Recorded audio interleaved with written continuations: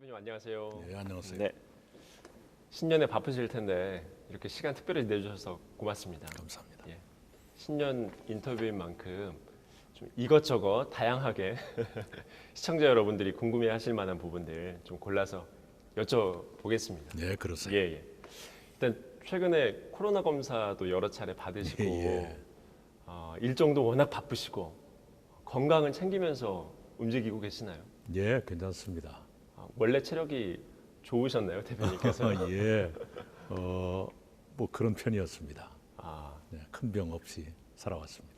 평소에 바쁜 일정 소화하시는 뭐 별다른 그런 비법이나 건강 관리 하시는 게 따로 있으실까요? 특별히 없어요. 그냥 잘 먹고 잘 자고. 예. 아, 최근에 코로나가 점점 더 심각해지면서 그 동안에 한 6번 정도, 제 기억이 맞다면 6번 정도 코로나 검사를 받으셨는데 예, 직접 그렇게 격리되시고 또 검사도 자주 받고 하니까 어떠셨어요? 많이 힘들진 않으셨나요?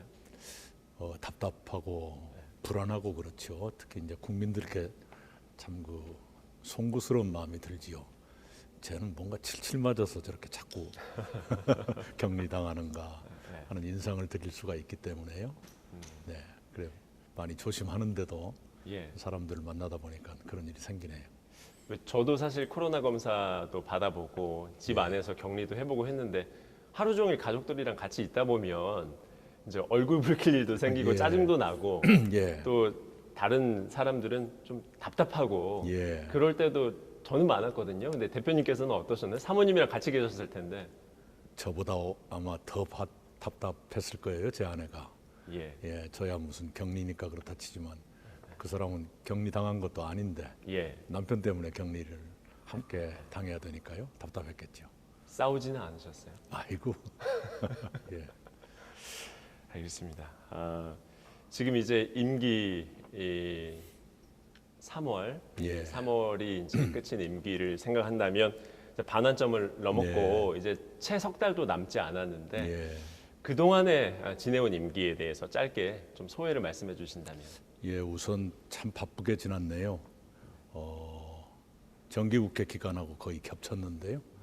입법 성과라고 할까 많은 법안을 처리했고요. 특히 공수처를 비롯한 권력기관 개혁 3법, 공정경제 3법을 포함해서 입법 과제들을 거의 다 처리를 네네. 했습니다. 네네. 예, 그건 큰 소득이라 생각하지요. 단지 이제 제가 그 동안에 도지사, 국무총리로 일하면서 행정을 책임지다가 여기 예. 와서는 이제 정치를 책임지게 됐는데 행정보다는 정치가 더 복잡하고 어렵구나 하는 것을 실감하죠. 다양한 의견들이 늘 부닥치고 그걸 조정해 가야 되고 그러다 보면 시간이 걸리고 그런 것은 있었습니다. 그러나 그런 과정을 통해서 새로운 걸 많이 배우고 저 자신이 단단해졌다 이렇게 생각합니다. 정치 영역에서 가장 어려웠던 점 하나 꼽자면 어떤 게 있으셨나요? 조정이지요. 예를 들면 공수처 처장 후보를 추천을 해야 되는데 그게 안 됐지 않습니까? 예, 그래서 예. 하는 수 없이 공수처 법을 이제 개정을 하게 됐는데 네. 양당 원내대표가 마지막 순간까지 합의 추대를 하려고 노력을 했었어요. 네. 네. 그런데 그게 안 됐거든요. 그런 과정들이 굉장히 어려웠습니다. 네. 그렇다면 남은 임기가 이제 한 두 달 조금 넘게 남으셨는데 그 남은 임기 동안에 내가 좀 이런 거는 꼭 하고 싶다. 그런 것들이 좀 있으시면 말씀 부탁드릴게요. 예, 우선은 중대재해기업처벌법 제정을 빨리 해야 되고요. 4.3 특별법 또 아직 처리가 덜 돼 있습니다. 합의는 돼 있는데요. 그리고 아시아 문화중심도시 조성 특별법이라는 게 있어요. 네. 예, 그것도 본회의 처리를 앞두고 있습니다. 그걸 빨리 하고 그 다음에는 이제 혁신성장과 신산업 육성을 위한 이른바 경제입법을 네. 2월 국회에서는 집중적으로 해야 될 겁니다.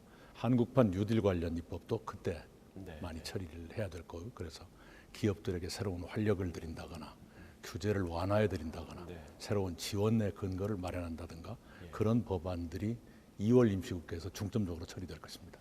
네. 두 달도 엄청 아마 바쁘신 네, 네. 시간이 되지 않을까 예, 싶습니다. 예.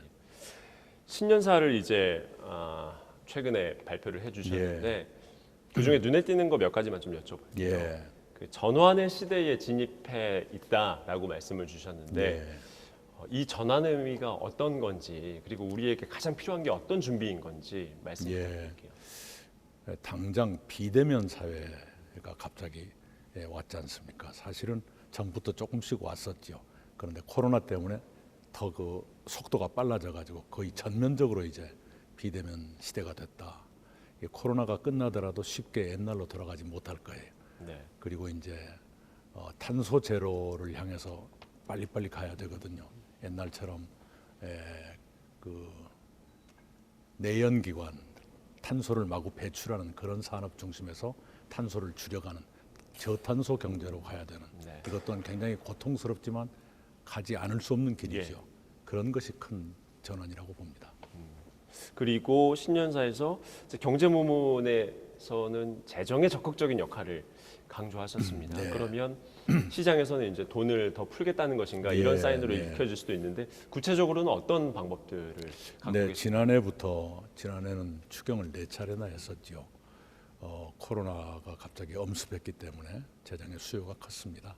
그래도 재정 건전성과 적극적인 역할 사이에 거의 줄다리기 같은 조화를 꾀하면서 여기까지 왔는데요. 예. 새해에 그런 상황이 계속되거나 더 많아지거나 그럴 가능성이 있다고 생각합니다. 네. 경제 자체, 국가 경제는 반등하고 있다 또는 선방했다 그러지만 민생 경제가 좋아지는 것하고는 시차가 있습니다. 네. 그래서 지금 상태처럼 코로나가 쉽게 거치지 않고 민생의 어려움이 더 커졌다 한다면 늦지 않게 추경을 편성하는 네, 것도 네. 준비를 해야 될 거라 생각합니다. 만약에 코로나가 진정된다. 그런데 경기 진작을 해야겠다. 그럴 때는 전 국민 지원 방안도 검토할 네. 수 있다. 네. 이렇게 생각합니다. 그래서 경기 회복이 빠르게 되도록 네, 네. 돕는다면 그런 방법도 예. 써볼 수 있다. 네. 지금 부동산 문제는 이따가 뒤에서 네, 여쭤보겠습니다만 이제 부동산 문제가 사실 굉장히 어려운 것 중에 하나인데 재정 확장 정책을 적극적으로 펼쳤을 때 시중에 돈이 많이 풀려서 그것이 부동산 시장 쪽으로 다시 유입이 돼서 이 예. 시장의 가격이 올라가는 그거는 좀 우려가 되는 부분이기도 한데요. 그것까지는 혹시 생각을 해보셨어요? 고민이죠. 코로나 이전부터 수년 전부터 저금리가 있어서 금리가 낮기 때문에 대출을 더 받기 쉽고 더 받고 싶어지고 게다가 이제 돈을 많이 이제 푼다고 하지요. 그러다 보면 유동 자금이 늘어나고요. 실제로 통계를 보면 금융기관들의 민간 여신 가운데 55%가 부동산으로 흘러 들어갑니다. 그게 가격 앙등의 요인이 되죠. 참 어려운 문제인데 그런다고 해서 돈을 안 풀 수는 없죠. 그런 점에서 돈을 어떻게 풀어야 되느냐 굉장히 지혜로워야 된다 이렇게 생각을 하죠. 예. 그런 돈들이 어떻게 부동산으로 흘러가는 건 또 막을지에 대해서 예. 고민이 있으실 텐데. 그럼요. 이제 그 점에서 최근에 주식 시장이 활발해진다거나 개미 군단이 기관 투자가보다 오히려 더 커졌다거나 네, 네. 바람직한 현상이라 생각하고요. 또 그 돈들이 한국판 뉴딜을 위한 뉴딜 펀드로 유입되게끔 예, 예. 하는 것, 산업으로 흘러 들어가게 하는 것 이게 중요한 정책 과제라고 생각합니다. 예. 부동산 문제는 뒤에서 또 예, 조금 더 그렇습니다. 여쭤보겠습니다. 네. 그 신년사 부문 한 가지만 더 짚어보면 기업들을 돕겠다라고 확실히 말씀을 예, 주셨어요. 네. 어떻게 어떤 방향으로 도우실 생각이신지. 아까 제가 언급했지만 2월 임시국회가 굉장히 그 중요한 국회가 될 것입니다. 혁신 성장, 기업들이 혁신을 통해서 성장하도록 하는 것, 네. 그리고 신산업 육성을 위한 법안들이 그때 집중적으로 처리될 거예요. 네. 그리고 한국판 뉴딜 관련 법안들을 그때 처리하게 됩니다. 한국판 뉴딜이 관련 기업들에게 들어가는 그런 게 많을 겁니다. 예. 관련 기업들에게 도움을 드리는 법안들이 많습니다. 예, 예. 현안으로 이제 좀 네네. 들어가 보겠습니다. 그 입법에 대한 확실한 성과가 예. 있다라는 평가도 받으시고 계신 반면에 야당에서는 입법 독재다 이런 비판을 하고 있지 않습니까? 야당의 이런 지적에 대해서는 어떻게 생각하시는지요? 예, 저희들로서도 아쉽습니다. 모든 법안이 다 합의 처리될 수 있다면 더 바람직하지요. 그런데 마지막까지 합의를 위해서 기다리고 노력을 했지만 마냥 더 기다릴 수 없는 시점까지 가서 어쩔 수 없이 몇 개 법안은 국회법이 허용하는 범위 내에서 처리를 했습니다. 작년 정기국회에서 200개 넘는 법안을 처리했는데요. 그중에서 야당이 필리버스터를 건 것은 딱 3건뿐이었습니다. 네. 필리버스터도 국회법이 허용하는 방법이죠. 과거처럼 의장석을 점거한다든가 몸싸움을 한다든가 이런 건 일절 없었지 않습니까? 네. 그 점에서는 국회가 발전하고 있다. 이렇게 봐야 되겠죠. 그러나 기왕이면 합의 처리했더라면 더 좋았을 텐데 하는 아쉬움을 느끼고 있습니다. 예. 입법 관련해서 여러 가지 법안들이 뭐 네. 셀 수 없는 200개 정도 네. 되는 법안이 있으니까 다 짚을 수는 없지만 네, 네. 눈에 띄었던 그런 입법 성과들 좀 네. 보자면 뭐 경제 3법이라고 네, 하는 네. 것들도 있지 않습니까? 특히 근데 이제 지적이 나오는 것들이 공정위의 전속 고발권을 네, 유지시킨 것들이라든지 네, 아니면 네. 지금 중대재해기업처벌법 네, 네. 논의가 좀 지지부진하지 않습니까? 네, 그래서 네.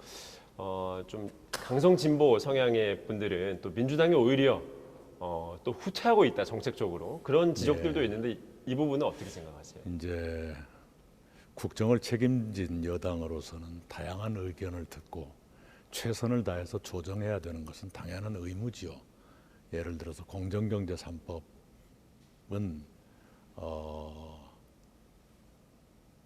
시민사회의 요구도 있었지만 동시에 경영계의 요구도 있고요. 특히 벤처기업이나 중소기업 쪽의 요구가 굉장히 저희들에게는 영향이 있었습니다. 네. 그런 걸 조정한 결과입니다. 네. 그렇다면 지금의 민주당은 최대한 기업을 하시는 분들의 의견도 많이 듣고 반영하려고 하고 네, 계신다라고 이해해도 될까요? 노력을 했습니다. 특히 이제 그 중소기업 중앙회가 중소기업들의 사정을 많이 이렇게 얘기를 해주시는데요. 네, 네. 저희 의원들이 비교적 수용을 했지요. 예, 충분하게 수용한 건 아닙니다. 예. 중소기업은 중소기업대로 불만이 있고 또 예. 개혁적인 시민사회는 시민사회대로 불만이 있으실 거예요. 그러나 지금 말씀하신 몇 가지 말고도 네, 네. 굉장히 많은 내용이 그 법 개정에 포함되어 있었으니까요. 네, 네. 그래서 공정거래법이 아마 30몇 년 만에 전면 개정일 겁니다. 예, 예. 예, 그래서 그런 쟁점이 되지 않았던 또는 덜 주목받았던 것도 충분히 가치 있는 개혁이었다. 이런 말씀을 드리고 싶습니다. 특히 이제 공정위의 그 전속 네, 고발권 유지시키는 네, 네. 거를 폐지시키는 거는 이제 문재인 대통령께서 캠프 때 공약이기도 했기 때문에 그런 이제 지적들이 예. 나오고 있는 것인데 당장 바꾸기에는 그럼 현실적으로 조금 무리가 있다라고 이제 그것보다는요. 지금 전속 고발권이 공정 거래 질서 위반 여부에 대해서 공정거래위원회 네. 많이 고발권을 갖는 것을 전속 고발권이라고 하는데요. 네. 그것을 검찰도 고발할 수 있게 하자. 예, 예. 이런 얘기입니다. 그렇죠. 그런데 예. 그것을 지금은 좀 빠르다고 판단을 했습니다. 왜냐하면 검경 수사권 조정이 아직은 네. 걸려 있는 문제이기 네, 네. 때문에 네. 그것이 조정되면서 그 문제도 함께 논의하는 것이 좋겠다. 예. 라고 유보한 셈이죠. 네. 검찰에 너무 많은 권한을 주는 그것도 게 있고요. 지금으로서는 될 수 있기 그것도 때문에 있고요. 예. 네. 그리고 경찰도 그러면 고발권을 갖게 될 경우에 네. 기업의 입장에서는 굉장히 부담스러워할 수가 있습니다. 네, 네. 경제가 어려운데 기업들에게 그런 부담까지 이중 삼중으로 네. 가중시키는 것이 옳을 것인가. 더구나 검경 수사권 조정이 아직 완결되지 않은 편인데 네. 거기에 이 고발권을 얹어드리는 것이 옳은 것인가 등등의 고민이 있었습니다.